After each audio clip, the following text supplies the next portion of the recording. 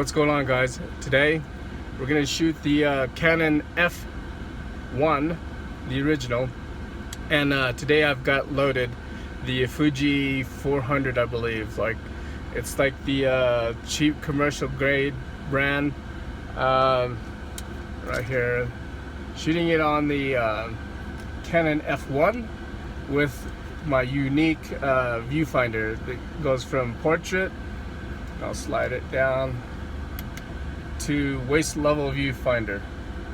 And this thing's a beast. It's heavy as can be, but the shutter clap, it's amazing. It sounds really beautiful.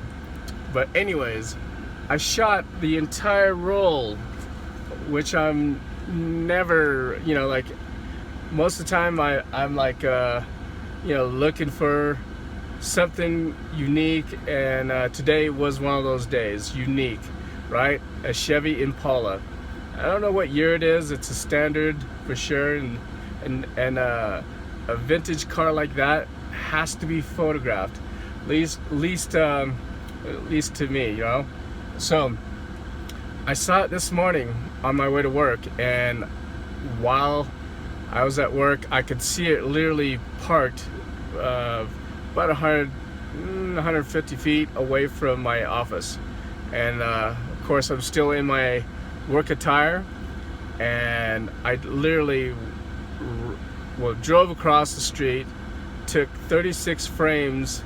The first maybe 5 are either double exposed, and that's because I forgot that it was loaded in this camera, and so I probably exposed that section of it, and then rewound it back to in its canister, then pulled out the film and inserted it back into the camera, and then just hopefully advanced enough to capture what I needed to capture. But hopefully, of the 36 frames that I captured on this using the like I said, the Canon F1, the original, I also wanted to test out this lens, the 50mm f1.4, and it is the SSC. Let's see if you can see that right there. Yeah.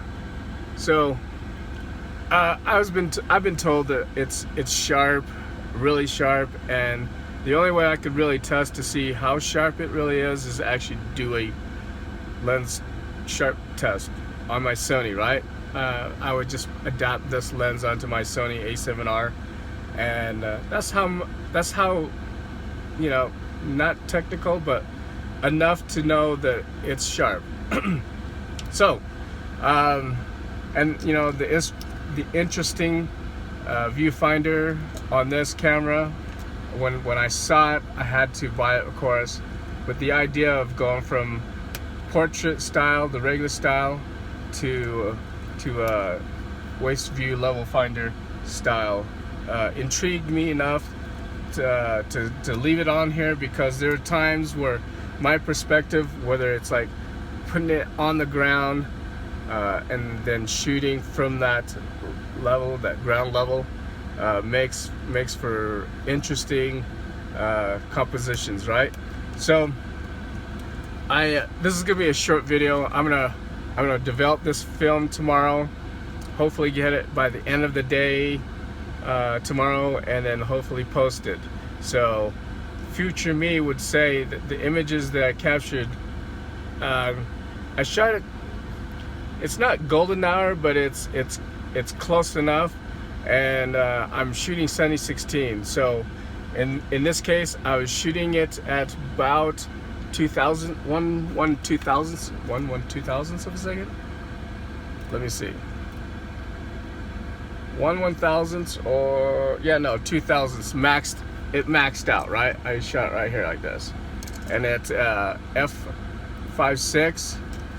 That's still like one stop overexposed, which is fine. I think it should yield some interesting looks, and if it's overblown, then I can pull it back through digitizing my film, through the FujiFilm SP3000 Frontier. Guys, if you haven't tried that scanner, of course none of us have it at home. Well, some of us do, but I would recommend highly using that for all my scans, all your scans, right? So I like just scanning it flat, no corrections, and then pulling it into Lightroom to like adjust the contrast or the light.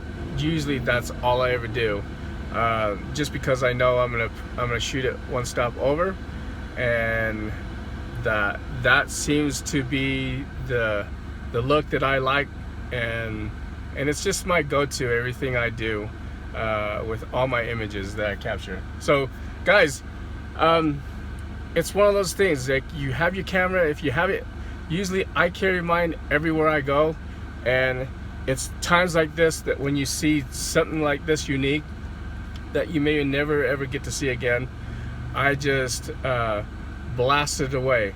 And of course I took out the iPhone too, just to make sure that if my exposure was incorrect or whatever it might have been, at least I had that as a backup. But majority of the time,